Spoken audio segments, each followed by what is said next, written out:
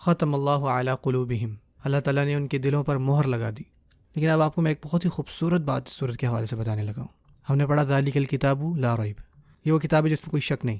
شک کہاں ہوتا ہے؟ دل میں۔ دین ہدن للمتقین، ہدن گائیڈنس، ہدایت کہاں ہوتی ہے؟ وہ بھی دل میں ہوتی ہے۔ تقویٰ کہاں ہوتا ہے؟ تقویٰ بھی دل میں ہوتا ہے۔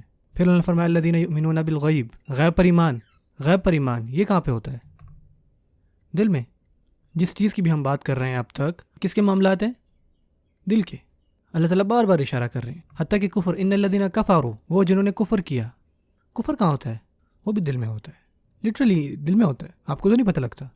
سو اب ہر چیز جو ہے وہ کنیکٹڈ ہے دل کے ساتھ۔ اللہ فرماتے ہیں ختم اللہ علی قلوبہم وعلی سمعہم، اللہ تعالیٰ نے ان کے دلوں پر مہر لگائی اور ان کی سماعت پر۔ اللہ تعالیٰ نے پہلے کس پہ مہر لگائی؟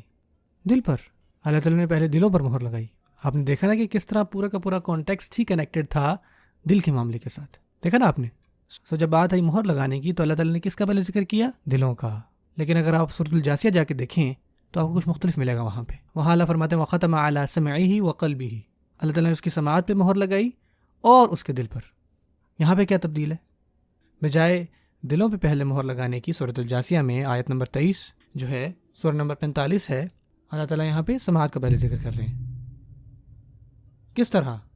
اب دیکھتے ہیں، وہاں پہ پہلے دل کی بات ہوئی، یہاں پہ پہلے سماعت کی بات ہوئی، تو کیا ہم اس کو کیسے سمجھ سکتے؟ آپ دیکھتے ہیں سورۃ الجاثیہ میں 8ویں آیت کے قریب ہمیں کچھ سیکھنے کو ملتا ہے۔ اللہ فرماتے ہیں یسمع آیات اللہ تتلی علیہ ثم یصر مستکبرا کأن لم یسمعها، وہ سنتا ہے اللہ تعالیٰ کی آیات جو اس پر تلاوت کی جاتی ہیں اور پھر وہ غرور میں مڑ جاتا ہے ایسے جیسے اس نے اس کو سنا ہی نہ ہو۔